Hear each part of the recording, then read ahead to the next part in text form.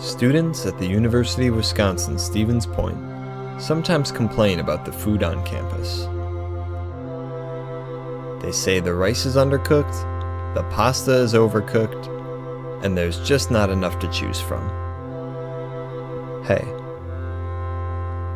it could be worse. You could be struggling to find your next meal.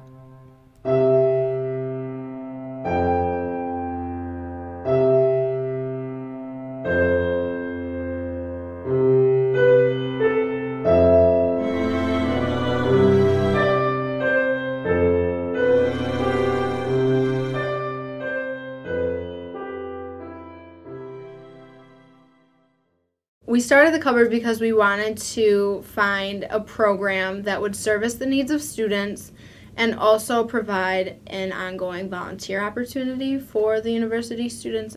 My name is Carrie Rutledge, and I am the student manager of the cupboard, which is the food pantry on the University of Stevens Point campus.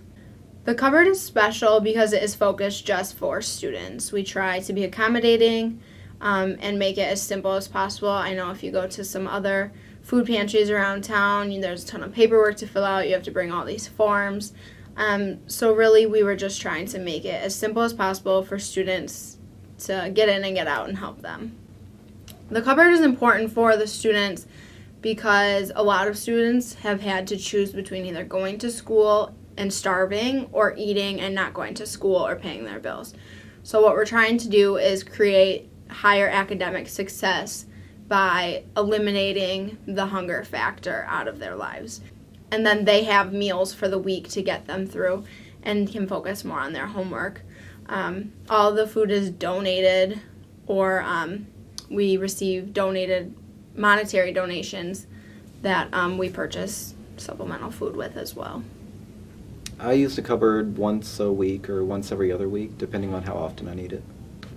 I think programs like the cupboard should be funded because students oftentimes find themselves in places of need, and they have enough stress, especially say this time of the semester when everything's kind of barreling down and they need to be focusing on school. They don't need all these other worries taking their mind off of it and just causing them to do worse than they would otherwise.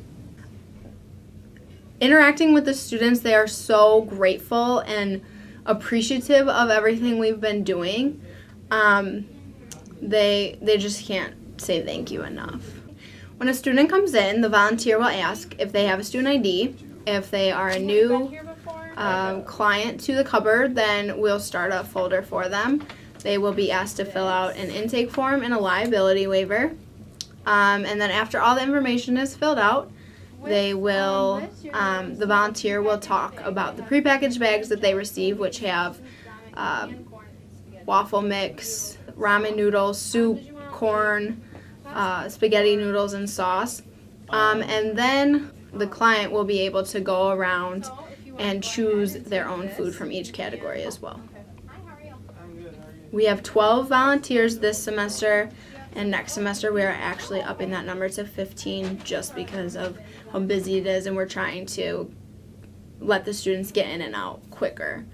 There are a couple ways you can help out with the cupboard. You can be a sit-in volunteer. If you choose to do that, all you'd have to do is contact me and we could set something up. The other option would be to personally volunteer working in here. That would be sorting and recording food and shelving it after it's, after a food donation or something like that. And then the third option would be to join the steering committee, which is made up of faculty and staff from around and students from around campus, and they really are the backbone of the cupboard. They make all the decisions and have a say in what happens with the cupboard. And they promote it, fundraise it, and create the food drives.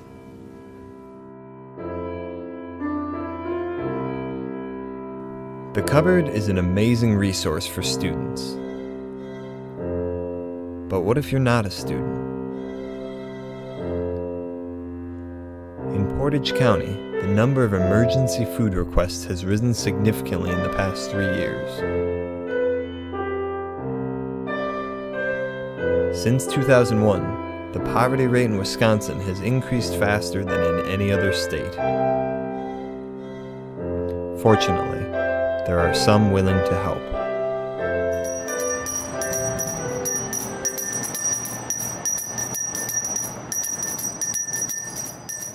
The Salvation Army is basically an ecumenical church. The services we provide vary by location, but here in Stevens Point, our main service that we do provide is the shelter called the Hope Center. My name is Bob Quam. I work at the Salvation Army as Director of Operations in Stevens Point. I find the work here extremely challenging and at the same time extremely gratifying. Working with the people, helping them to try and improve their lives is of course a challenge. And we do have successes and we do have failures, and of course the successes are all that much better for what we do. The Hope Center was fully remodeled in 2009, and that remodeling included an up-to-date kitchen that will meet health department standards. All of our meals at the Hope Center are prepared by either residents or volunteers, and again, almost 100% of the food that is prepared in this kitchen is donated. Salvation Army in Stevens Point also operates a pantry. The pantry is available to community members in need of supplemental food. Our kitchen serves approximately 25,000 meals a year, and that is to both the community and our residents here at the Hope Center. In addition to that, we also provide food baskets to the community and serve approximately 600 people doing that. Anybody in here? The room we're in now is our male dorm. It holds eight males. All of the rooms in the Hope Center are convertible between single men, single women, and families. 'Tis a shelter. Yeah. About the same size as a college dorm, I'd say. Well, roughly. In fact, these beds, you know where they're from? The university. Yeah? They remodeled dorms and they gave us all those beds. Starting about 2 years ago, when the economy had been going bad for probably 6 months at that point, we noticed a very large increase in the number of people that were coming to eat meals from the community at our shelter. It increased 50%, and it's probably increased almost 100% over that time period. Volunteerism and donations are really the backbone of the Salvation Army. What we accomplish here in Stevens Point could not be done anywhere to the extent it is done without volunteers. Almost all of the food that we serve and give out in food baskets is donated by the community or businesses.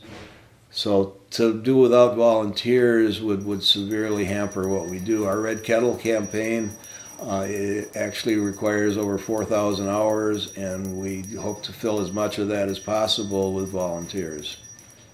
If you're interested in volunteering in Stevens Point, there's a couple of places to start. You can go to our website, which is listed under Stevens Point Salvation Army, or you can go to Volunteers Rock, which also lists our sites, plus all the other opportunities available in the Stevens Point community.